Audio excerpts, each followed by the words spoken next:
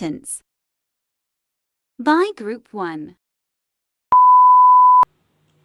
Bismillahirrahmanirrahim. Assalamualaikum warahmatullahi wabarakatuh. Mari kita masuk ke dalam pembahasan yang pertama, yaitu pengertian sentence. Apa itu sentence? Sentence atau kalimat merupakan suatu konstruksi gramatikal yang mengandung suatu pikiran yang utuh, di mana terbentuk atas satu atau lebih klausa. Yang paling tidak terdapat satu independen klausa di dalamnya, yaitu terdiri atas subjek dan predikat. Dalam pengertian tersebut kita dapat mengambil dua kesimpulan. Yang pertama yaitu suatu kelompok kata bisa dikatakan sebuah kalimat apabila minimal ia terdiri atas subjek dan verb. Verb di sini merupakan bagian dari predikat, yang mana setiap predikat harus memiliki verb di dalamnya. Yang kedua yaitu syarat sebuah kalimat dikatakan kalimat yang sempurna apabila memiliki tiga kriteria di dalamnya. Yang pertama yaitu terdapat subjek, yang kedua terdapat verb, dan yang ketiga yaitu complete thought, di mana kalimat tersebut mengandung makna yang utuh. Kalimat tersebut tidak membutuhkan kalimat lain agar maknanya bisa dipahami. Mari kita masuk ke dalam contoh. The student who is having a test. Siswa yang sedang melaksanakan tes. Kalimat ini belum mengandung makna yang utuh, maka dibutuhkan kata lain untuk bisa menyempurnakannya. Mari kita simak contoh berikutnya. The student who is having a test is my friend. Dalam kalimat ini sudah ditambah dengan kata is my friend, yang berarti siswa yang sedang melaksanakan tes adalah temanku. Maka ini sudah bisa dikatakan sebagai kalimat yang sempurna. Bismillahirrahmanirrahim. Baik, masih seputar pengertian dari sentence, di mana seperti yang telah dijelaskan sebelumnya, maka di sini saya hanya menambahkan sedikit mengenai pengertian ini.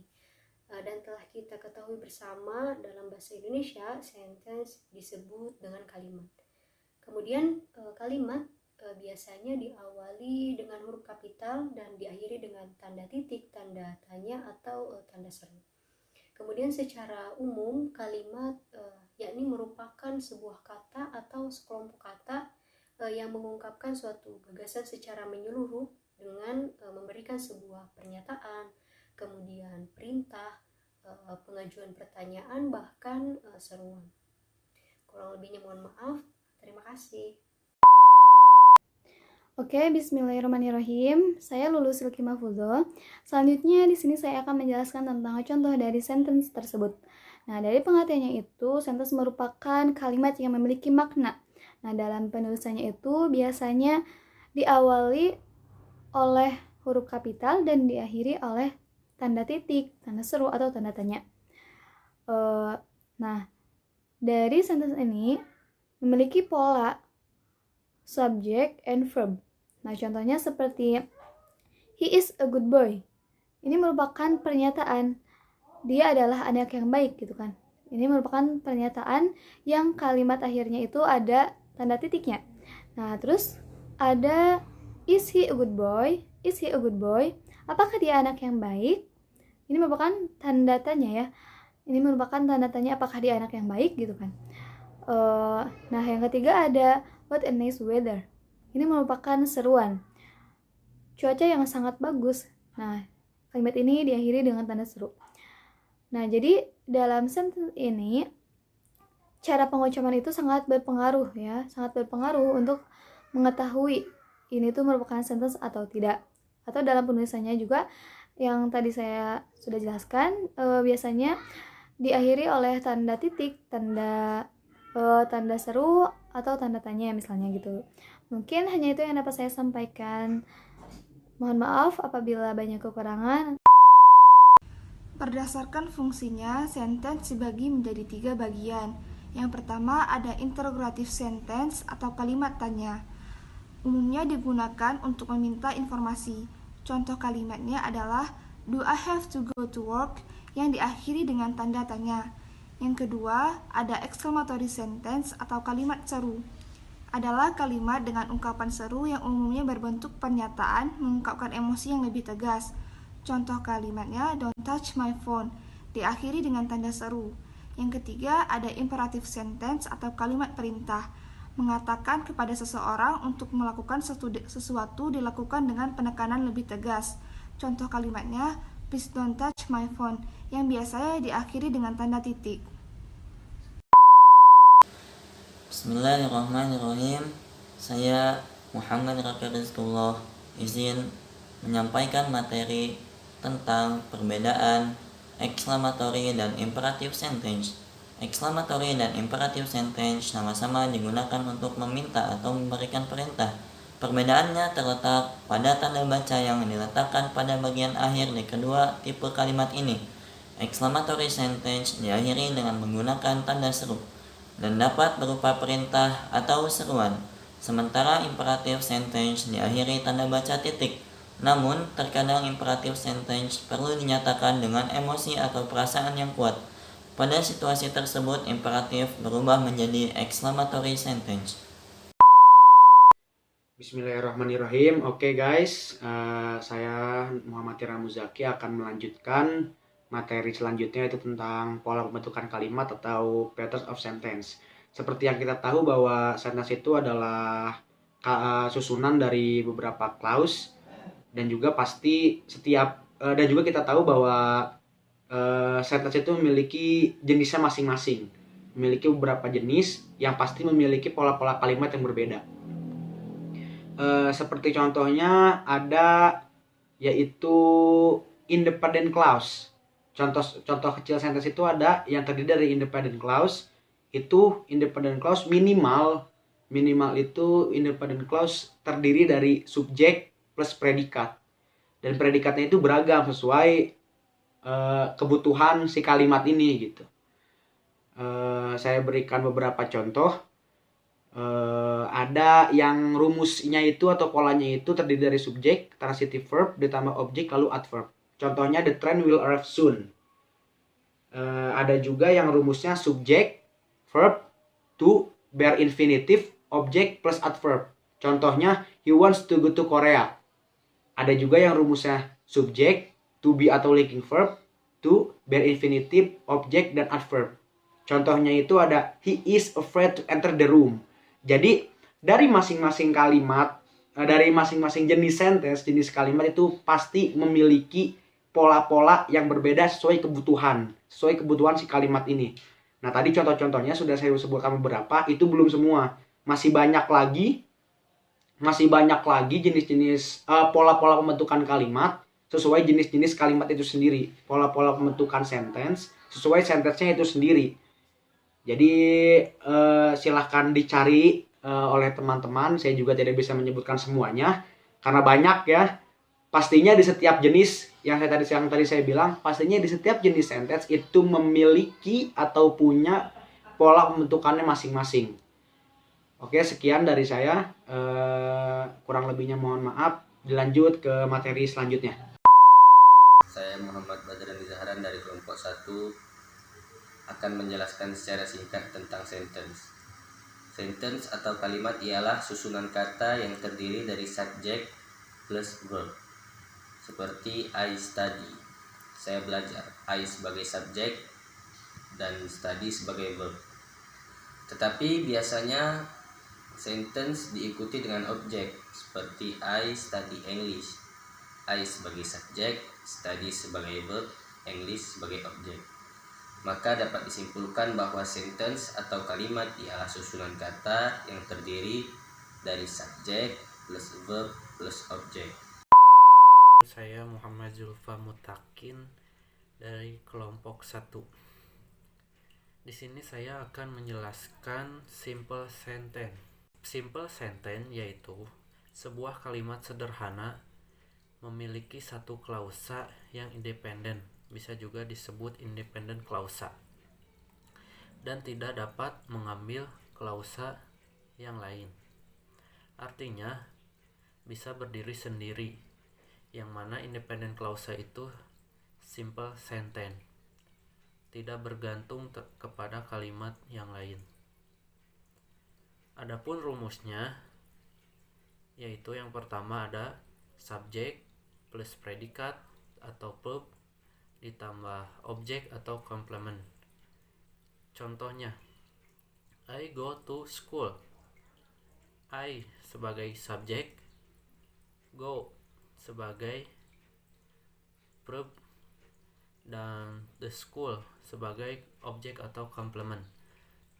I go to school, saya pergi ke sekolah. Ini merupakan simple sentence, kalimat tunggal atau sederhana. Yang kedua, rumusnya ada subject plus to be, is, am, are, was, were, plus adjective atau noun, bisa juga adverb. Contohnya, she is happy, dia senang. She sebagai subjek, is sebagai to be, happy-nya sebagai adjective atau noun atau adverb. Simple sentence bukan hanya tensesnya satu saja, tetapi bisa simple tenses yang mana saja. Bismillahirrahmanirrahim. Baik, materi selanjutnya yakni compound sentence. Compound sentence atau dalam bahasa Indonesia biasa disebut sebagai kalimat majemuk setara. Atau dalam bahasa Inggris, a sentence with a less two independent clause, atau sebuah kalimat yang terdiri dari dua atau lebih independent clause. Independent clause sendiri adalah sebuah klausa yang dapat berdiri sendiri. Artinya, dia sudah menjadi sebuah kalimat yang utuh atau kalimat yang lengkap dan memiliki makna yang sempurna. Tidak memerlukan pengertian atau penjelasan dari kalimat atau klausa yang lain. Compound sentence merupakan gabungan dari dua independent clause atau lebih yang digabungkan dengan koordinat conjunction. Adapun yang termasuk ke dalam koordinat conjunction adalah and, or, nor, but, for, yet, and so. Kemudian struktur atau rumus dari compound sentence ini sendiri adalah subject plus verb plus object or complement plus coordinate conjunction plus subject plus verb plus object or complement, atau bisa disingkat independent clause plus coordinate conjunction plus independent clause. Example, I always want to become a writer and she want to become a doctor. Kata I always want to become a writer bukan dijelaskan oleh she want to become a doctor. Namun, I always want to become a writer memiliki makna sendiri dan she want to become a doctor memiliki makna yang sendiri. Namun, digabungkan atau dikumpulkan dengan ditambahkan sebuah koordinat conjunction yakni and. Sehingga sebenarnya I always want to become a writer sudah memiliki arti sendiri atau memiliki pemahaman yang lengkap. Begitupun dengan she want to become a doctor. Itu merupakan sebuah kalimat yang utuh atau kalimat yang lengkap dan memiliki pemahamannya sendiri. Jadi she want to become a doctor, saya ulangi, bukan merupakan penjelasan dari I always want to become a writer. Mungkin cukup sekian tentang compound sentence yang saya ketahui. Kurang lebihnya mohon maaf. Terima kasih.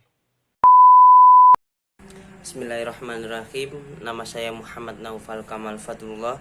Di sini saya akan sedikit menerangkan dari kompleks sentence dari materi yang ketiga. Kalimat kompleks adalah kalimat yang terdiri dari satu independent clause atau kalimat sendiri. Jadi kalimat ini tidak menjadi kalimat yang lain. Jadi kalimat ini berdiri sendiri atau bisa kita sebut dengan kalimat independent clause. Nah, dependent clause biasanya didahului dengan subordinate conjunction yang berfungsi menggabungkan independent clause dan dependent clause dalam kompleks sentence. Kalimat kompleks ini juga memiliki lebih dari satu klausa, tetapi salah satunya harus klausa independent dan klausa lainnya harus berupa dalam kurung huruf A, yakni klausa dependent juga.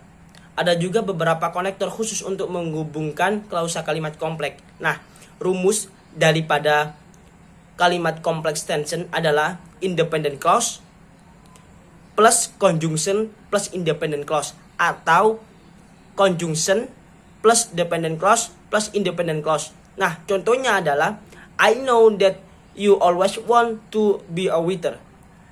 Yang artinya saya tahu bahwa Anda selalu ingin menjadi seorang penulis. Nah, di sini klausa klausa dependennya diikuti oleh konektor, dan klausa independen sebaliknya juga dimungkinkan seperti demikian itu. Terima kasih. Untuk selanjutnya adalah compound complex sentence. Kalimat kompleks majmu, kalimat majmu kompleks atau kompleks kalimat majmu adalah campuran fitur kalimat dan kalimat kompleks dalam satu kalimat. Jadi itu berisi setidaknya 2 klausa independen dan setidaknya 1 klausa dependent. Contohnya, I know that you always wanted become writer, but I always wanted to become a doctor. Here, one dependent clause is followed by a complex connector and 2 independent clause with a compound conjunction between them.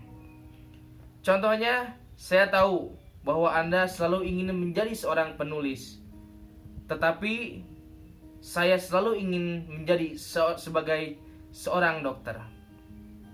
Di sini, 1 klausa dependen diikuti oleh konektor kompleks dan yang kedua 2 klausa independen dengan konjungsi gabungan di antara keduanya. Sekian dan terima kasih. Assalamualaikum warahmatullahi wabarakatuh. Thanks for watching.